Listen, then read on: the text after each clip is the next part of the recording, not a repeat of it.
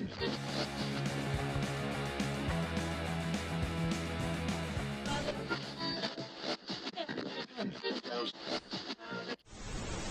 I'm Amy, thank you for tuning in.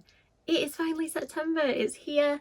This is my September TBR video and it's just my favourite time of year to read. I love it when the weather starts to get a bit cooler, when we can get all cosy, and I really lean into the spooky reading at this time of year, so most of the books on this pile are horror.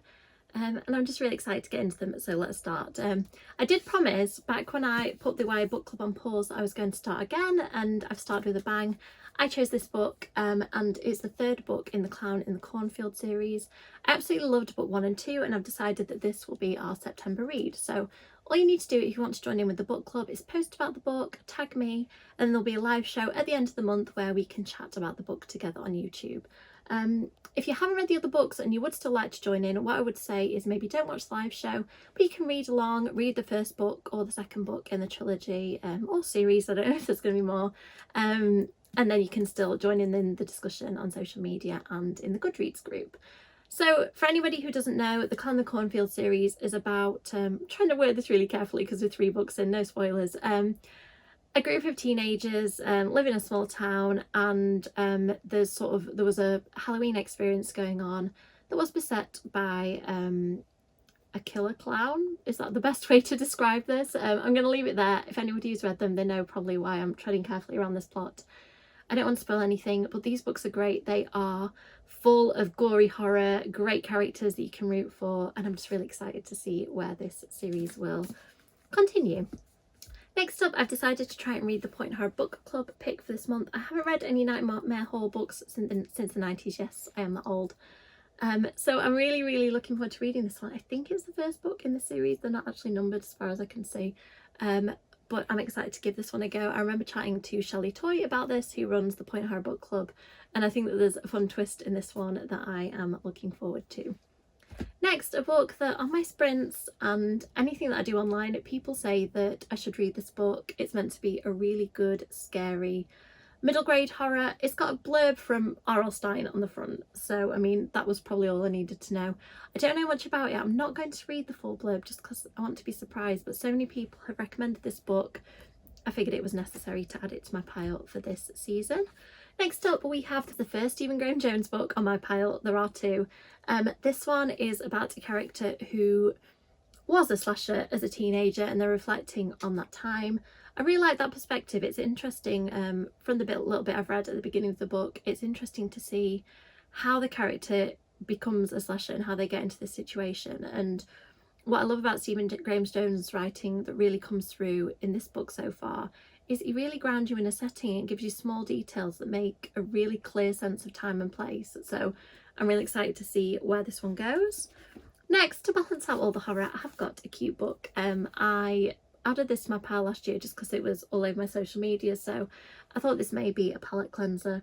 It says on the front, it's the season to fall in love. I mean, I also think it's the season for slashers and reading murdery books, but I thought that this might be a nice balance. I think that there is another book in this series now too, so I figured if I enjoy this one, I can pick the next one up straight after. This has been on my TBR before. People who've watched my videos may notice. Hidden Pictures, I don't know much about apart from the fact that it has little children's pictures in it that start quite sweet and innocent, and then apparently as the book goes on they get darker and more disturbing. I'm a little bit nervous because books about kids sometimes are a no-go for me, so we'll see how I get on with this one. But I really like mixed media in books, and I think that this is an idea that I've not seen before. It's an author I don't think I've read any of their stories before, so I'm excited to see what this one is about. The next Stephen Graham Jones book on my pile, I have read a little bit more of this book since then. I'm reading the audio and the physical book kind of at the same time. I'm delving more into the audio because I listened to book 1 and 2 on audio, and then book 3 took a little while to come along, so I started reading the physical book, but I do like the audio narrator. The actress is really good. This is the Angel of Indian Lake. Oh, the Late Witch trilogy. Angel of Indian Lake is the 3rd book, got it. The Late Witch trilogy, starting with My Heart's a Chainsaw, then Don't Fear the Reaper, and culminating in this book. There is a lot of mythology in this series that I really enjoy, so I'm hoping that we might kind of get to the end of that story and wrap everything up and figure out how all of the strange things that happen in the town of, is it Prufrock? Yes, Prufrock. All the strange things that happen in the town of Prufrock, how they're connected. I have to say already it's made me cry because of what happens on the character. So this is going to be another book where no holds are barred, no one's safe. So I'm excited about that and a little bit terrified. I read my first Catcher in a Board book last year and absolutely loved it, so I decided I'll pick this one up because it seems to be one of her really popular books. I don't know much about it apart from that people have said it's quite weird, which I like. And it says on the front, I haven't read anything this exciting since Gone Girl, Stephen King. So I mean, I don't need to read the blurb, on the back I just need to know that Stephen King likes it. I'm not going to read any more just because I want to keep this one secret for myself. I'm really hopeful to get to this one this month.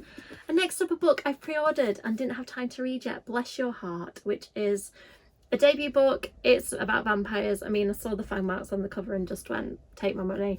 But this one is a book set in the 90s in southeast Texas, and it says the Evans women owns the only funeral parlour in town, are keeping steady with normal business. The dead die, you bury them. End of story. That's how Ducey Evans and her progeny have run Evans Funeral Parlour for the last 15 years. Without drama. Ever since that god-awful mess that left 2 bodies in the ground. I'm sure that wasn't meant to be read with a Yorkshire accent, sorry about that. When town gossip, Mina G. Murphy's body is brought in for regular burial and she rises from the dead instead, it's clear that the Strigoi, the original vampires, are back. And the Evans women are the ones who need to fight back to protect their town. The blurb goes on a little bit more, but I think that's giving you a flavour of it. It's definitely made me desperate to read this book this month.